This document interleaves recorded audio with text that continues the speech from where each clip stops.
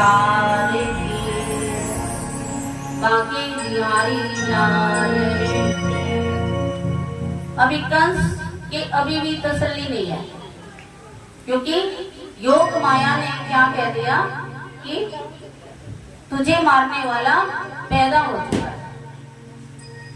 तो ये बात जान करके कंस ने अपने जो भी मंत्री थे, चाणूर, मुस्तिक और जितने भी राक्षस परिवर्ती के थे, उनसे बातचीत की। बोले क्या किया जाए? तो उन सभी ने कहा कि हे भगवान, कंस को कहते हैं वो, कि ये देवता हष्ट-पुष्ट कैसे होते हैं जब यज्ञ में इनको हवन मिल रहा है, हवन की आहुति के द्वारा इनको, क्योंकि देवताओं का मुख क्या है? अग्नि। आप अपने घरों में जब भी शाम बाबा का भोग लगाते हैं, अभी नवरात्रों में देवी का भोग लगाएंगे, तो आप जरा सी अंगारी बनाएंगे और उस पर भोग अर्पित करेंगे। उस समय ऋषि मुनि भी तपस्या कर रहे थे, वो भी हवन यज्ञ करते और जो भी भविष्य में देवताओं के भोज्य योग्य वस्तुओं को अर्पित करते। तो उन्होंने विचार किया कि जितने ऋषि मुनि तप कर रहे हैं उनके तपस्या को भंग कर देंगे, जितनी यज्ञशालाएं हैं उन यज्ञशालाओं को तहस नहस कर देंगे, और जितने ब्राह्मण हैं उनको भी हम क्षति पहुंचाएंगे। देखना ये देवता हष्ट-पुष्ट कैसे होंगे। और रहा इस ब्रह्मा की बात, ब्रह्मा तो अपना एकांत में रहता है, इसको हम कुछ नहीं समझते, और विष्णु भी अपने क्षीर सागर में रहता है। और रही शिव जी की बात, वो बूढ़ा भंडारी है, उसे किसी बात का पता नहीं है।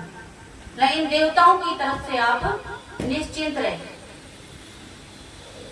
तो कंस ने कहा कि जितने भी 10 दिन के बच्चे हैं उन सबको मारने का उपाय बताओ।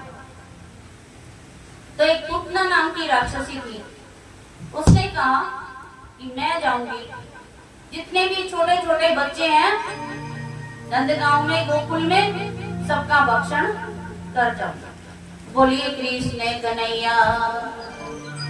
अब पूतना नंदगांव में आती है और यहाँ क्या चल रहा है? करवट बदलने का उत्सव चल रहा है। उस उत्सव में वो जाना तो चाहती थी और बच्चों के पास, लेकिन उसने ये विचार किया कि सबसे पहले मैं इसी बच्चे के पास जाऊं। और ये भी भगवान का ही आदेश था कि वो पहले मेरे पास आएगी तो ठीक, नहीं तो और बच्चों का ये भक्षण कर जाएगा। तो इतनी सज धज के आई, इतना अच्छा रूप बना के। तो किसी ने पूछा कि ये इतनी सजी हुई है, ये कौन है? क्योंकि देखो वो बाल बालिन थी, उनके पास तो इतने सुंदर कपड़े नहीं थे जितने सुंदर उसने पहन रखे। वो क्या कहती है कि मैं लाला की मौसी लगती हूँ। क्या लगती हूँ? मैं लाला की मौसी हूँ। सब बड़े खुश हुए कि मौसी आई, मौसी आई। अब आपके यहाँ घर में कोई प्रोग्राम हो, कोई सज धज के आ जाए अच्छी तरह से, तो यही होगा भाई मन से आया होगा तभी इतना सज के आया है। तो उसको कोई रोकेगा नहीं, ना कोई पूछेगा उससे कि कहाँ जा रहे, नहीं तो फिर भी पूछ लेंगे। और आजकल हमारे विवाह के उत्सव में तो यही पता नहीं चलता कि कौन रिश्तेदार किनके पक्ष से आ रहा है, कोई भी आ जाएगा। उसको खाना इकट्ठा होता है, ना लड़की वालों का पता ना लड़के वालों का पता। और सबने ये विचार किया कि हो सकता है कोई दूर के नाते में मौसी होगी, उसे कोई नहीं रोक पा रहा। सीधी किसके पास? लाला के पास। और लाला ने मन में सोच ही रखा था कि मौसी आजा, तू ये समझ रही है ये रस्सी है, ये तो क्या है? सांप है। तू जिसको उठाना चाह रही है ना, वो रस्सी नहीं है, वो क्या है? सांप है। आजा मौसी सीधी। मौसी आई सीधी, खुश होके लाला को लिया गोद में, और उसने आओ देखा न ताओ आकाश में लेकर के उड़ गई। बोलिए कृष्ण कन्हैया। अब सभी हैरान कि लाला कहाँ गया। देख रहे हैं लाला को तो वो मौसी उड़ाकर ले गई। अब भगवान को क्रोध आया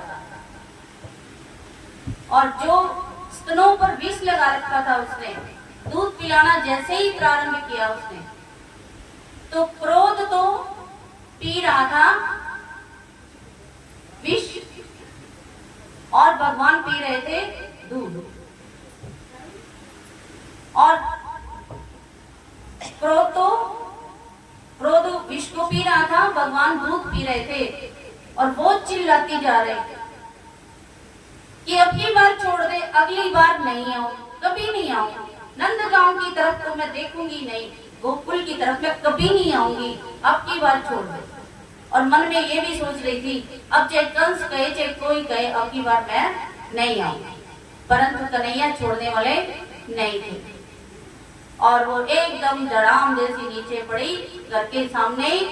राक्षसी का रूप तो उसका ऊपर जाते ही हो गया था। तो सभी ने देखा कि पूतना नाम की राक्षसी पड़ी है और लाला उस पर खेल रहे।